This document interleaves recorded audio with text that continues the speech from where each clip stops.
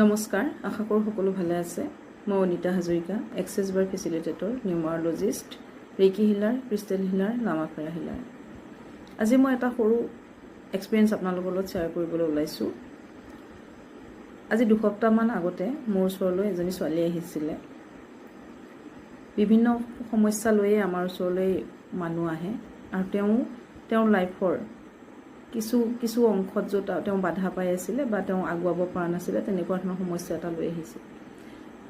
তেওঁ বিয়াৰ পাছত এতিয়া 3 বছৰ হৈছে, 3 বছৰ 6 মাহমান হাজবেণ্ডৰ লগত থাকিলে। তাৰ পাছত তেওঁ হাজবেণ্ডৰ লগত ব্ৰেকআপ হোৱাৰ নিচিনা হৈছে। তেওঁ গুচি আহিলে, হাজবেণ্ডৰ লগত কোনো ধৰণৰ সম্পৰ্ক নাই।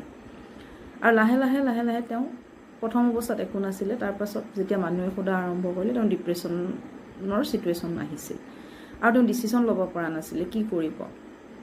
ডিভোৰ্চৰ কথা ভাবে, কিন্তু ঘৰৰ মানুহৰো অকণমান তাত সন্মতি কম আছিলে।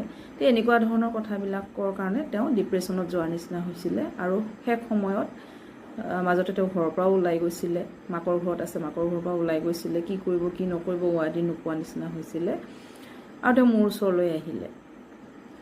মই ফাৰ্ষ্ট তেওঁক কথাখিনি শুনিলোঁ, শুনি উঠি ছাজেশ্যন কৰিলোঁ যে নিউমাৰলজিটো তেওঁ চাওঁ, নিউমাৰলজি মতে তেওঁৰ কি আছে, ৰিলেশ্যনশ্বিপৰ ছেক্টৰটোত কি আছে আৰু কি হৈ আছে সেই বস্তুখিনি চালোঁ। চাই উঠি তেওঁক মই ৰিমেডি হিচাপে ক্ৰিষ্টেল পিন্ধিব দিলোঁ আৰু কিছুমান নিয়ম দিলোঁ। সেই নিয়মখিনি দিয়াৰ লগতে তেওঁ ডিপ্ৰেশ্যনৰ কাৰণে মই এক্সেছ বাৰৰ এটা ছেশ্যন দিলোঁ।